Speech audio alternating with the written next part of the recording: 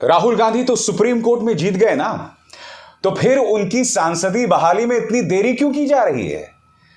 क्या उनकी सांसदीय बहाली में देरी के पीछे कोई साजिश है? क्या भारतीय जनता पार्टी का हाथ है? क्या भारतीय जनता पार्टी राहुल गांधी को धमका रही है? ये तमाम सवालात हैं और इन सवालों पर सबूत के तौर पर आज मैं आपके सामने कुछ तथ्य रखने वाला हूं। सबसे पहले मैं आपको बतलाना चाहूंगा कि कांग्रेस के लोकसभा में लीडर अधीर रंजन चौधरी ने लोकसभा के स्पीकर ओम बिरला से बात की। उन्होंने कहा कि राहुल गांधी सुप्रीम कोर्ट में केस जीत गए हैं, तुरंत उनकी सांसदी को बहाल कीजिए। मगर देखिए वो क्या कह रहे हैं दोस्तों। एक तरह से वो ये कह रहे हैं कि मुझे फुटबॉल की तरह इधर से उधर फेंका जा रहा है, मगर कोई सीधे से सवाल का जवाब देने को तैयार नहीं है। इस बीच खबर यह आ रही है कि अगर सोमवार तक राहुल गांधी की सांसदी बहाल नहीं हुई तो कांग्रेस सुप्रीम कोर्ट का दरवाजा फिर से खटखटा सकती है। आपके स्क्रीन पर जयराम रमेश का बयान।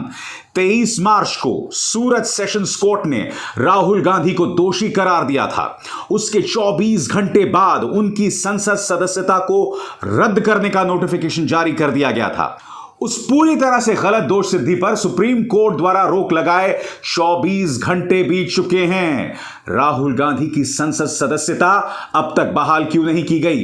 क्या प्रधानमंत्री को अविश्वास प्रस्ताव में उनके शामिल होने का डर है?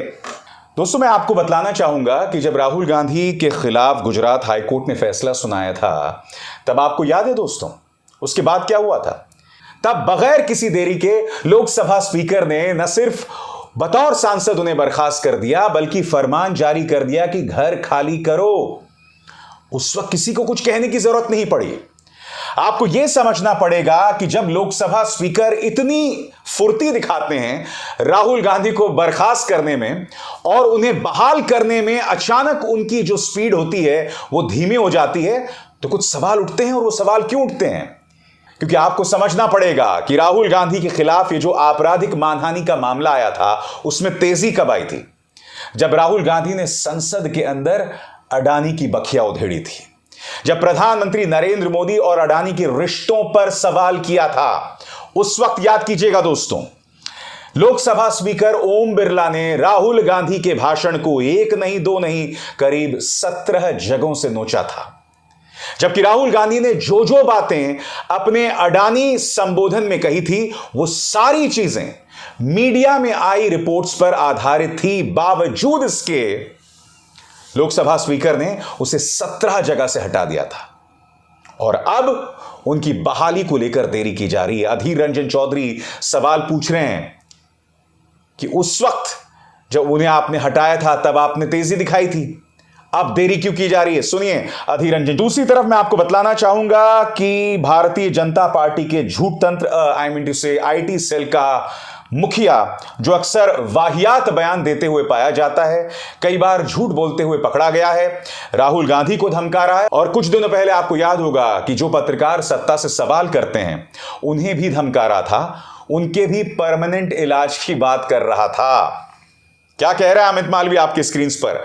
बकरे की अम्मा कब तक खैर मनाएगी? राहुल गांधी ये मामला जीत गए होंगे, मगर कई ऐसे मामले रहे हैं जब सुप्रीम कोर्ट ने उन्हें लताड़ लगाई है।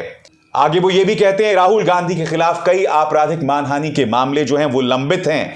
यही नहीं, वीर सावरकर की तौहीन को लेकर भी उनके खिलाफ केस है।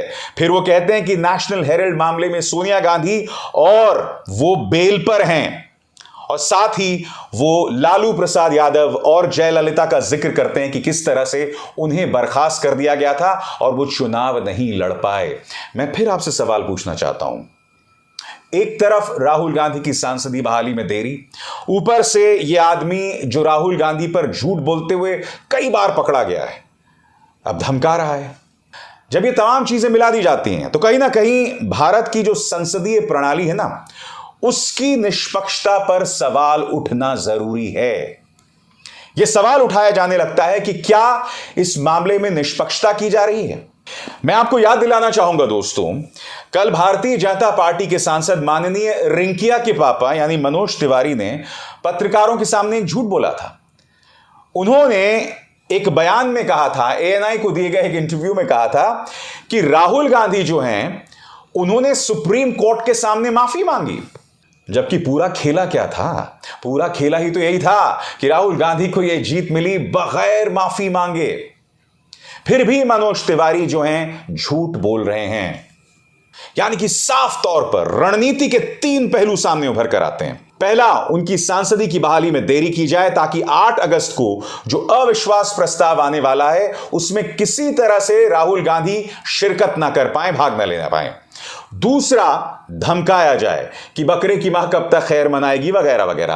और तीसरा, इस पूरे मामले के बारे में अपने व्हाट्सएप यूनिवर्सिटी के जरिए झूठ बोला जाए। बीजेपी को कहीं ना कहीं गिरेबान में झांक कर देखना पड़ेगा कि तुम अपनी बात रखने के लिए कब तक झूठ बोलोगे। और अब यह अमित मालवीय कुछ दिनों पहले सत्ता से सवाल करने वाले यूट्यूबर्स को धमका रहा था। हालांकि इसे नहीं भूलना चाहिए कि कुछ दिनों पहले करीब 50 यूट्यूबर्स से पीयूष गोयल ने मुलाकात की थी।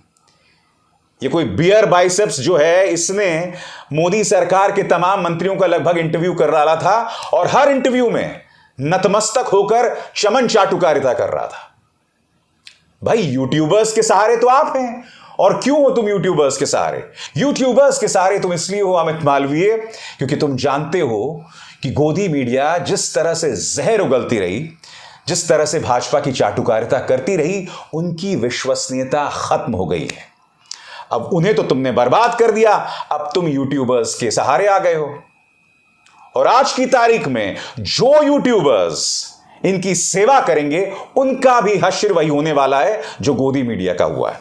और सबसे बड़ी बात मैं ये पूछना चाहता हूं, जब तुम ये कहते हो कि कुछ वरिष्ठ पत्रकार जो हैं अब वो बेचारे यूट्यूबर्स बनकर रह गए, अगर उनकी बात में इतनी दम नहीं है, अगर मेरे जैसे पत्रकार या रवीश जो बात कहते हैं उनकी बात में बिल्कुल भी दम नहीं है, तो परवाह काहे करते हो भैया?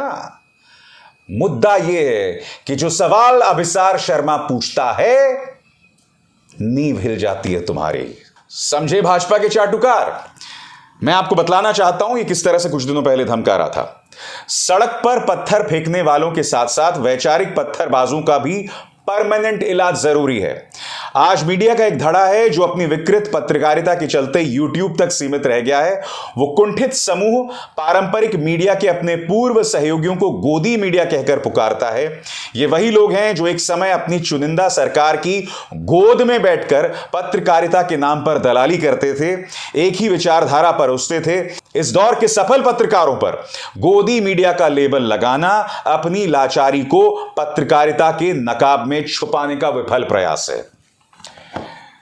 मैं बताना चाहता हूं कि जिन्हें तुम महान पत्रकार कह रहे हो ना, 2014 से पहले वो 100 करोड़ की वसूली करते हुए कथित तौर पर पकड़े गए थे, जिसके चलते उन्हें तिहाड़ जेल जाना पड़ा था। ये वो पत्रकार हैं। और 2014 से पहले चाहे मैं हूं, चाहे रवीश हो, क्योंकि जब तुम गोदी मीडिया का जिक्र कर रहे हो तो ये गोदी मीडिया शब्दावली है, इसका इजाद रवीश ने किया था। जिस रवीश पर तुम निशाना साध रहे हो, मैं आपको बता दूं, रवीश अगर एक ब्रांड है, रवीश को अगर एक बेहतरीन पत्रकार माना जाता है, तो इसलिए भी कि 2014 से पहले मेरी ही तरह रवीश ने भी उस वक्त की सत्ता से सवाल किया था। तुम लोगों की दिक्कत क्या है? जब कांग्रेस की सरकार हुआ करती थी तो कांग्रेस को इस बात पर इतनी आपत्ति नहीं थी कि पत्रकार उनसे कठिन सवाल पूछें। भाजपा की दिक्कत 2014 के बाद यह है कि सारे पत्रकार मोदी जी के सामने नतमस्तक हो जाएं और इससे देश की जनता को प्रचार तंत्र के जरिए यह आभास कराया जाए, क्योंकि सभी पत्रकार मोदी जी की तारीफ कर रहे हैं, इसलिए मोदी जी कितने महान हैं। आज जो मैं काम कर रहा हूं, मैं वही काम कर रहा हूं जो 2014 से पहले किया करता था। आज जो मैं किसी न्यूज चैनल में नहीं हूं, तो मुझे उस नफरती मीडिया का हिस्सा भी नहीं होना है। मैं यूट्यूब, फेसबुक, ट्विटर के जरिए अपनी बात कहता हूं, दमदार तरीके से कहता हूं और आगे भी कहता रहूंगा। तुझको मिर्ची लगी तो मैं क्या करूं। मालपुआ। अभिसार शर्मा को दीजिए इजाजत। नमस्कार। स्वतंत्र और आजाद पत्रकारिता का समर्थन कीजिए, सच में मेरा साथी बनिए। बहुत आसान है दोस्तों, इस ज्वाइन बटन को दबाइए और आपके सामने आएंगे ये 3 विकल्प, इनमें से एक चुनिए और सच के इस सफर में मेरा साथी बनिए।